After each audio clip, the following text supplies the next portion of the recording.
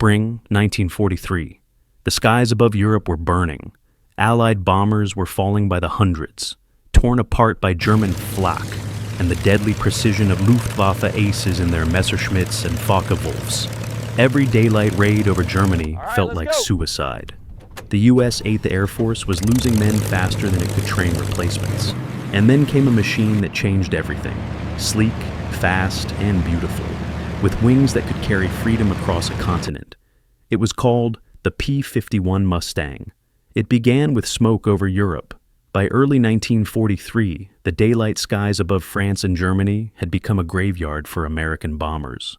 Every morning, squadrons of B-17 flying fortresses lifted off from the mist-covered airfields of East Anglia. Silver phantoms lined in tight formation, bound for the heart of Hitler's empire. They believed in doctrine. The bomber will always get through. It was a creed born of theory, not combat. High-altitude precision bombing, the planners said, would cripple Germany's industry and end the war faster than any invasion could. But theory met reality in fire and contrails. Somewhere over the Ruhr or Bremen, as the bomber streams crossed into German airspace, the first dots appeared: Messerschmitt Bf 190s and Focke-Wulf 190s, diving from the sun. Within minutes, the sky erupted in tracer fire. Engines flamed out. Tail gunners screamed through intercoms drowned by static. By the time the survivors returned to England, a third of the formation was gone. Crews climbed out of their planes, faces gray with exhaustion, jackets torn, blood on their collars. They had dropped their bombs, but at a cost too great to sustain. The Luftwaffe still ruled the air. In Washington and London, planners argued over numbers and tactics. What they needed wasn't another bomber. It was protection. A fighter that could go the distance, fly from England to Berlin, fight, and escort the bombers home. But in 1943, no such aircraft existed. The P-47 Thunderbolt was tough but short-legged. The British Spitfire was nimble, but had the range of a sprinting athlete, not a marathoner, so the bombers kept flying alone and dying alone. A young captain in the 8th Air Force wrote home, "The men up there call it the death ride.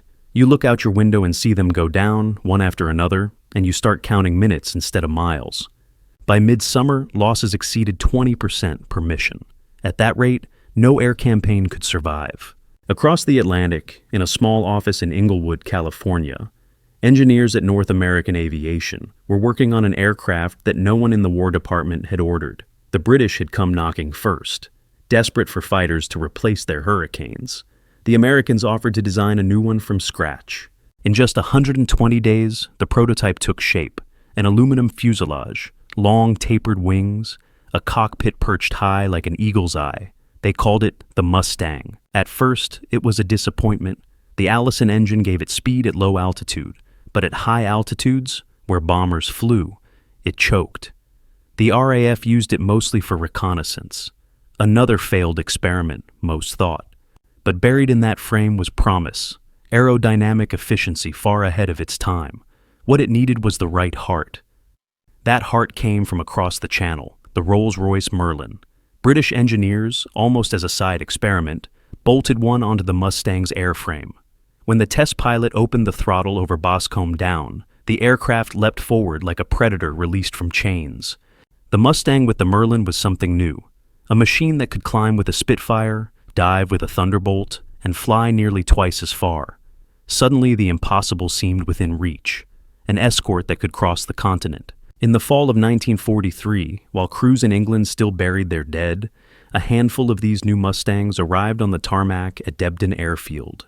Ground crews gathered around them in silence, slender, elegant shapes painted in olive drab, the smell of new oil and ambition rising from the metal.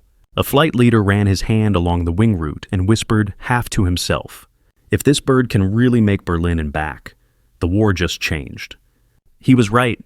Before long, the Luftwaffe's domination of the sky would face a challenger it could not outfly, outgun, or outlast. A fighter not born American, but destined to finish the air war over Europe. When the first P-51 Mustangs arrived in England, they were met with quiet skepticism. The ground crews, hardened by months of watching wrecked bombers return from Germany, had seen miracle planes before. But the Mustang looked different. long, slender wings, a narrow nose, and a cockpit that sat high, almost arrogant in its profile. It was, as one mechanic said, too pretty for war, but the beauty masked precision. By late 1943, North American aviation and the Rolls-Royce engineers had refined the design into the P-51B, powered by the British Merlin 61 engine, built under license by Packard in the United States. The result was a machine that could climb higher, fly faster, and go farther than any Allied fighter before it, over 400 miles per hour at 25,000 feet, with a range exceeding 1,600 miles when fitted with drop tanks. It was the first true long-range escort fighter, the weapon the bombers had been praying for. The men who would fly it were just as new. Young pilots of the 4th, 355th, and 357th Fighter Groups, many barely out of college, gathered in the freezing English winter of 1943, studying every inch of the new aircraft. They'd lost friends to the Black Gap. Now they were told it was their job to close it. Major James H. Howard, a former Flying Tiger, summed up their mood. We didn't want revenge. We wanted control of the sky. Control. That was what the Luftwaffe had enjoyed since 1939. Training flights over the English countryside revealed something uncanny. The Mustang didn't just perform well. It felt alive. Its control stick was light, its response immediate. Pilots said it flew like it read your thoughts. One flyer described his first mission. You could hear the Merlin hum, not roar, hum, like a living thing. When you climbed through the clouds, it felt like riding the edge of a blade. Soon, entire squadrons of Mustangs took to the air, their olive-drab paint gleaming in the thin sunlight, wingtips glittering with condensation. They were fast enough to outrun German fighters, tough enough to fight them, and, crucially, had the endurance to protect bombers deep into enemy territory. January 1944, the first P-51 escort mission to Germany. B-17s from the 1st Bomb Division crossed the Rhine, bound for Oschersleben. Luftwaffe fighters pounced as usual, but this time, Mustangs were waiting. The German pilots dove, expecting easy kills. Instead, they met a wall of speed and discipline. Aces like Hub Zemke, Don Gentile, and Bud Anderson turned the tables in minutes, tearing through formations of Messerschmitts and Focke-Wulfs. Gentile later said, "You'd watch a 190 dive, and for once, we could follow him all the way down." By the end of that month, Luftwaffe losses had spiked sharply. German commanders, long confident that no Allied fighter could reach them, began reporting engagements deep inside their own airspace. The tide was turning, and the Mustang was its instrument. In early briefings, U.S. commanders showed aerial photos of Germany's bombed rail yards and factories, captioned simply, "The bombers did this, because the Mustangs got them there." Each new mission pushed deeper. Frankfurt, Leipzig, Munich, and for the first time in the war, the U.S. 8th Air Force could send hundreds of bombers all the way to Berlin, escorted, protected, and brought home. When they returned, the men of the bomber group said the same words over and over. We made it back because of them. The Luftwaffe had ruled Europe's skies for nearly 5 years. But by the spring of 1944, its days were numbered. The Mustangs, born from British desperation and American ingenuity, had become the angels that followed the bombers. And the German pilots who once hunted unescorted B-17s now looked over their shoulders at silver wings with a long nose and a howl that meant death was coming. The age of the Luftwaffe was ending, and the legend of the Mustang was just beginning. Spring 1944. Across the fields of East Anglia, the mornings began with the thunder of engines. Rows of P-51 Mustangs, their propellers spinning in perfect rhythm, waited for the signal. Inside the cockpits, young men tightened their straps, checked their gauges, and looked once toward the horizon where the bombers would rise. Their mission, to lead the heavy bombers deep into Germany, past the Rhine, past the Ruhr, all the way to Berlin, and bring them home alive. The Luftwaffe didn't know it yet, but the sky it once owned was about to be taken from them. Over the months that followed, the P-51s became the scourge of the German Air Force. They flew higher, faster, and farther than anything the Luftwaffe could field. At 25,000 feet, they could hit 437 miles per hour, with a climb rate that matched the vaunted Messerschmitt Bf-119G and Focke-Wulf 190A. But what made them truly deadly wasn't the machine, it was the doctrine. Colonel Don Blakesley, commanding the 4th Fighter Group, issued an order that stunned his pilots. Go wherever the enemy is, don't wait for them to come to you. Hunt them down. The old mission had been escort, now it was extermination. March 1944, the skies over Germany turned into a killing ground. The 8th Air Force launched a massive offensive, striking aircraft factories, oil refineries, and rail lines that fed the Nazi war machine. For the first time, the bombers were not alone. The Mustangs flew at every altitude, some above, others weaving between formations, the rest diving to meet the Luftwaffe head-on. German pilots who once mocked American tactics now found themselves outmaneuvered. Their 109s and 190s, built for short-range combat, could only fight briefly before running out of fuel. The Mustangs stayed.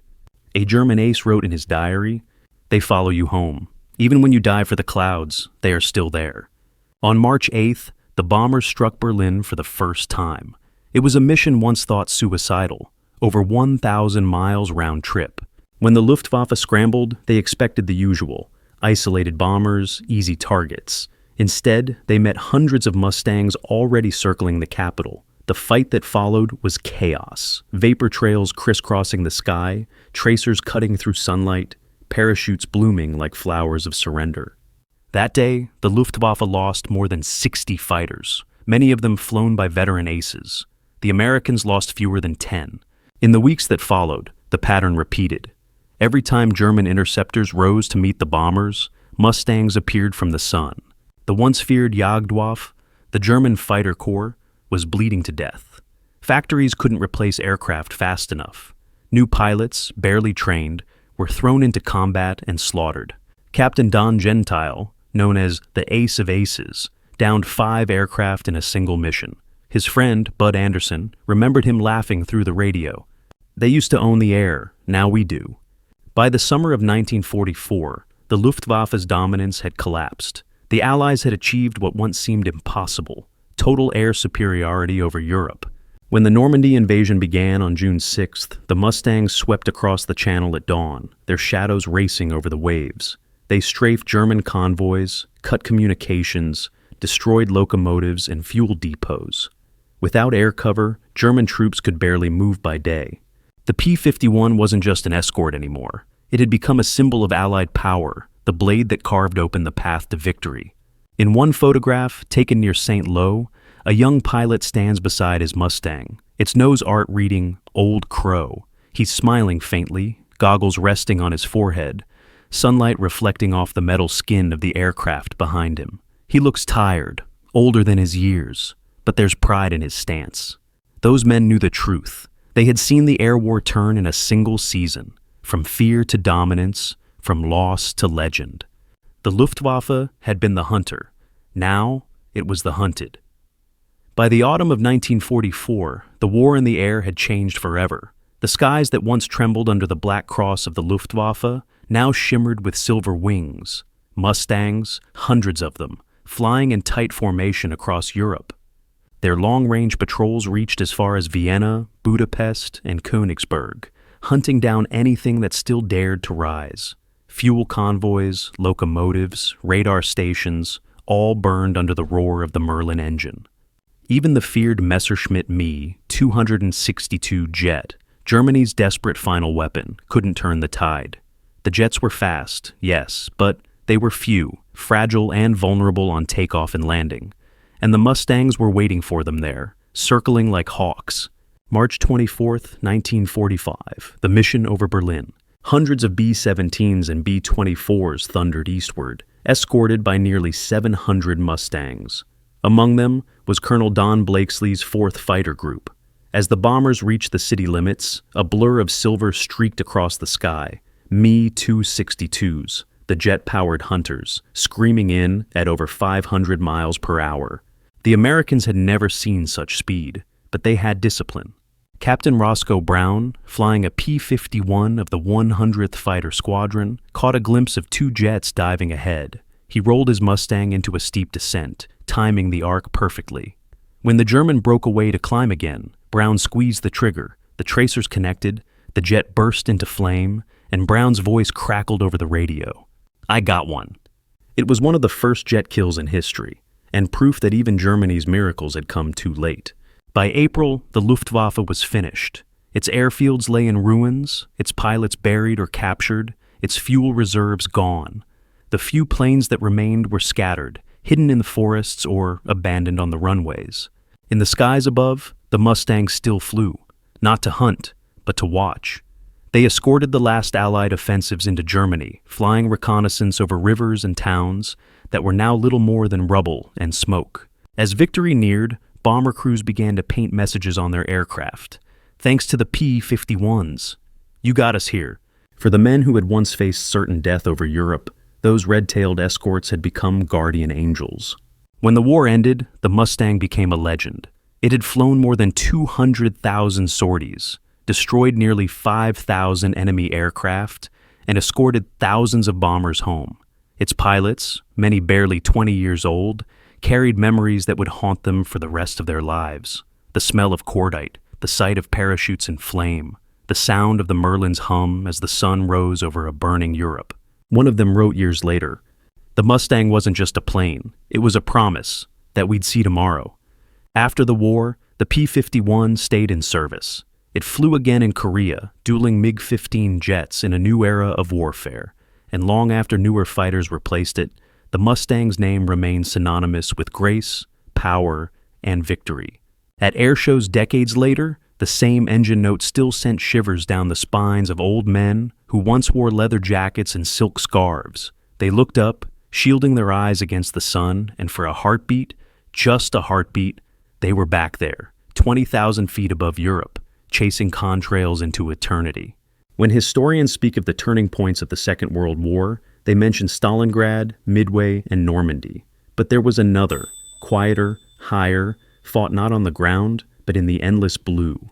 It was the moment when a machine, born of desperation and perfected by two nations, gave men the power to own the sky. The P-51 Mustang did not just dominate the Luftwaffe, it defined what freedom sounded like, a Merlin engine singing above the clouds.